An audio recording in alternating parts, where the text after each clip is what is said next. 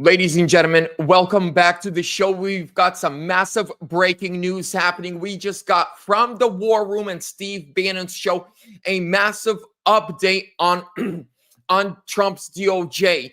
Indictments and arrests are coming ASAP. On top of that, a Department of Defense branch chief was just exposed for calling Trump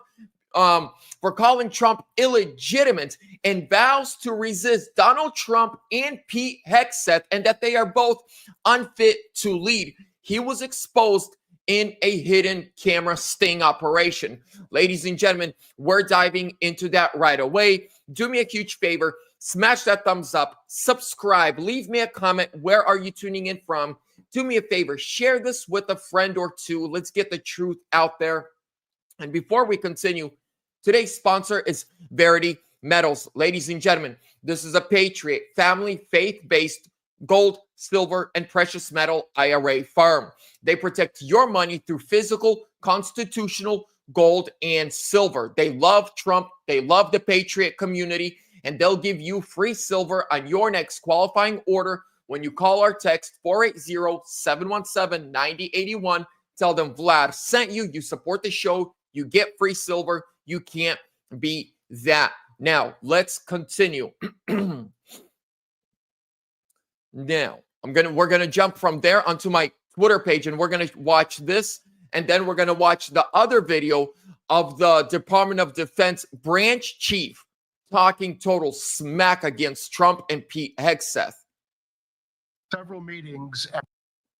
I just had several meetings at the Trump Justice Department. I met with the Attorney General, Pam Bondi, the Deputy Attorney General, Todd Blanche, the acting number 3, Chad Mizell, and the incoming number 3, Stanley Woodward. And I want to reassure the War Room posse that they are very much on top of what's happening in our country, right? And just because you're not seeing criminal indictments right now does not mean they're not coming. They are very much incoming. I want you to go back to that team because that's pretty impressive. This is not President Trump's first term Justice Department. Walk through who the players are, starting with Pam. So Pam Bondi.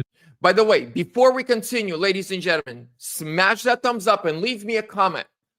Give me 2 names of people in politics in DC that are crooks that you want them indicted above anybody else. If anybody gets indicted, these are the 2 names that are on the top of your list. Leave me a comment. Is the Attorney General. She is a rock solid constitutionalist. She's bold. She's fearless. She's not being flashy about what she's doing behind the scenes. Okay. She is very much doing things behind the scenes. We love Pam. Yes. Okay, who else? She's great. She's great. Todd Blanche. Fabulous. The Deputy Attorney General. Took the president on as a client when nobody else would touch it. And got ostracized for it. Now these law firms are scrambling for Todd's blessing. Yes. Now, let's just put it that way. Yes.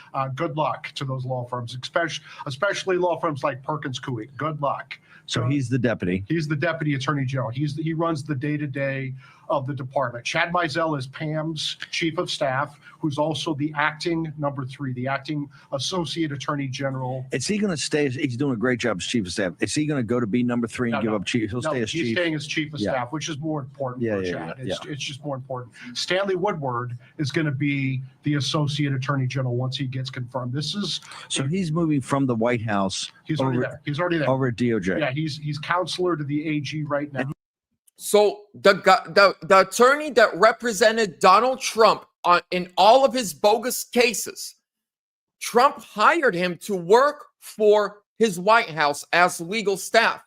He was just moved from the White House to the Department of Justice to help Pam Bondi and Kash Patel, to help the DOJ and FBI build cases against crooks within our government.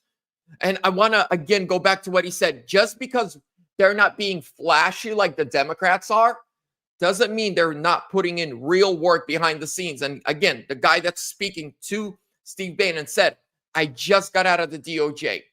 Trust me, they're building cases, strong cases. He was Navarro's lawyer. Yeah, he was Stanley Woodward's excuse me, Walt Nada's was Stanley Woodward was Walt Nada's attorney, the co-defendant on the presidential records case.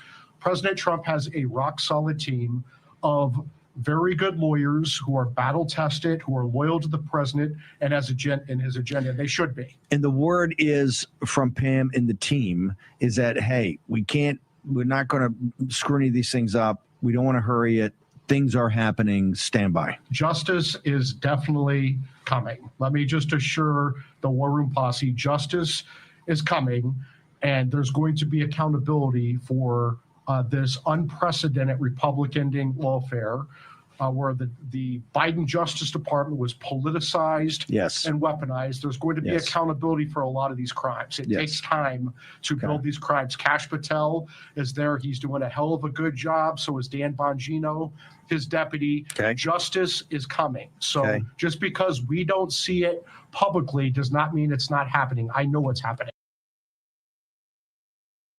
Boom, ladies and gentlemen. Just because we don't see it doesn't mean it's not happening. It's happening. Now, I want to show, before we jump to the Department of Defense story, look at this. I reposted from Stephen Miller. Judicial coup continues. Breaking. Obama-appointed federal judge William Orrick stops Trump from defunding sanctuary cities, which harbor and protect illegal aliens. Yet again, a single leftist judge is dictating policy, specifically protecting jurisdictions who harbor illegal alien invaders. This must end. Ladies and gentlemen, again with the judges, where were these judges when the border was open? Where were these judges to get in front of Joe Biden and stop him from our southern border invasion? From all the Americans that were robbed, raped, killed. None of these judges did anything. They just sat there and allowed it to happen. But now that Trump wants to protect us, we the people, now that Trump wants to secure the border, deport these criminal judges, woke judges, now they got to get in the way. Where were you when you should have been protecting the American people? And before we get to that video, one more thing. Check this out. This went live this morning. This is the official Trump store, ladies and gentlemen. Trump 2028 hats are for sale. Are for sale.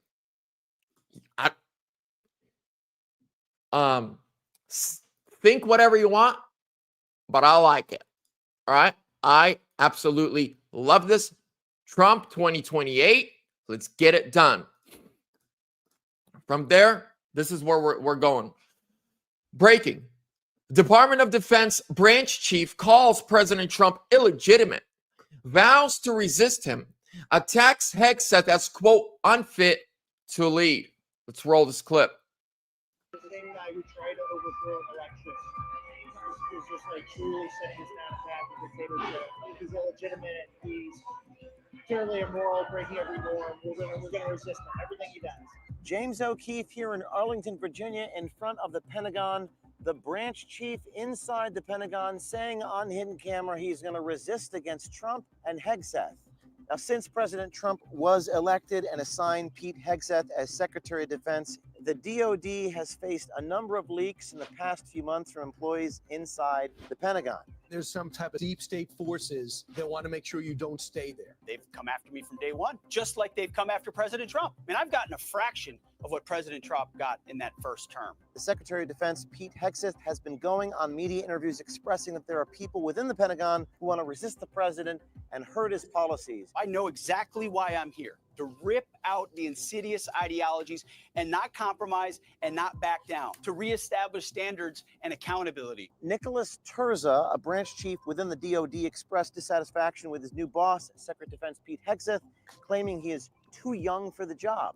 So I'm assuming that your boss isn't Pete Hegseth. Ultimately, he is my boss. Okay. But this is insane. I actually know Pete Hegseth. You do? Like personally? But this is so crazy. Like, that's not a good reflection on me. That's a bad reflection on Trump. Like, nobody I know should be the Secretary of Defense. Oh no. Like, he's insanely young to be the part. Like, and he wasn't that high up in the military. He used to be in the DC National Guard. Oh, did you guys work together? Or? Yeah, I mean, in our side hustle in the DC, in the National Guard. Oh. And I met him in my unit. He was just in my unit. And I don't know, I can go on about that. Now, Nicholas Terza claims that he knows Hegseth from the DC National Guard, but we spoke to a senior official at the Pentagon who said that's not true, that Hegseth has not ever heard of this man or seen him. But what do you think the intent is? Is it like, do they want to hurt America? I think they don't care who they hurt to enact a change that they see making America a populist conservative framework more traditional, even if that means being more sexist or racist or chauvinist. Terza also saying A person like that has no room in the Department of Defense. Zero. With a mentality, woke mind virus mentality like that, he should not be anywhere near the Department of Defense, ladies and gentlemen. on hidden camera he did not know he was being recorded, that Trump is an illegitimate president, an immoral dictator, and they plan to resist everything Trump does. The same guy who tried to overthrow an election is just like truly setting us down a path of dictatorship. He's illegitimate. He's terribly immoral, breaking every norm. We're gonna resist him. Everything he does. I'm a very patriotic person, and I've never been less patriotic. Now, the reason this is concerning, the Department of Defense is often directly responsible for the president's safety in the event of travel, events, campaign rallies, and everything else. What's your least favorite thing about Trump? Oh, that he utterly lacks any moral principle. The worst thing about him is his utter lack of moral principle. The second worst thing about him is how stupid he could be. Should the president's safety be entrusted with people who believe that he is illegitimate and immoral? And here we have a field trip. Let's take a look. People are coming in. Hello, everyone. How you doing? This is James O'Keefe reporting live in front of the Pentagon at the Memorial, Air Force Memorial here in Arlington, Virginia. So let's break that down, ladies and gentlemen. A person who is actually a defense, he's the chief of a branch within, right, with the Department of Defense in the DOD, sits there and says, our president is illegitimate, he's stupid, has no morals, he's a racist, he's a sexist, all this other crap. And then he attacks his own boss, Pete Hegseth, who was appointed by the president, calls him too stupid to lead. That person is in charge of your safety, my safety, America's safety, the president's safety. Do you think he's going to protect the president if it comes down to it? This is why he said he's patriotic. I'm more patriotic than ever before. Mr. President, gut the federal government, gut the military, got our institutions, got the FBI, the DOJ, the DOD, FCC, everything, got everything. Start from scratch. Is America, America is worth saving. America's worth saving. But are the institutions within our government worth saving? Ask yourself this question. Is the Department of Defense, with how woke it is, we had a one Trump presidency, then we had Joe Biden, and the same people that went against Trump supported Biden, and now they're going against Trump again. Is it worth saving, or let's just salvage it and build it from new?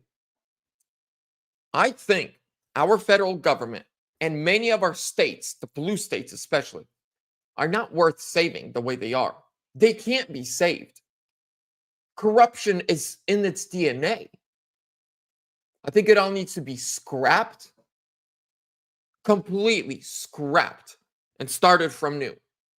See, one thing I wish that Kash Patel did is this. Remember how he said, if I ever become FBI director, on day one, I will shut down the Hoover building, and on day two, I will open it as the Museum of the Deep State? I hope he actually does it. I hope he actually goes through with it. That would be awesome. That would be a game changer for real. Shut it down. Gut it. Arrest the crooks. Build from new. I don't see any other way. With that being said, ladies and gentlemen, that is it for this episode. Smash that thumbs up. Subscribe. God bless you. Before I wrap this up one more time, if you are interested in protecting your finances, IRAs, 401ks, through constitutional money, which is physical gold and silver, 480-717-9081. Mention Vlad. Get free silver. Links are down below in the description. God bless you. I'll see you soon.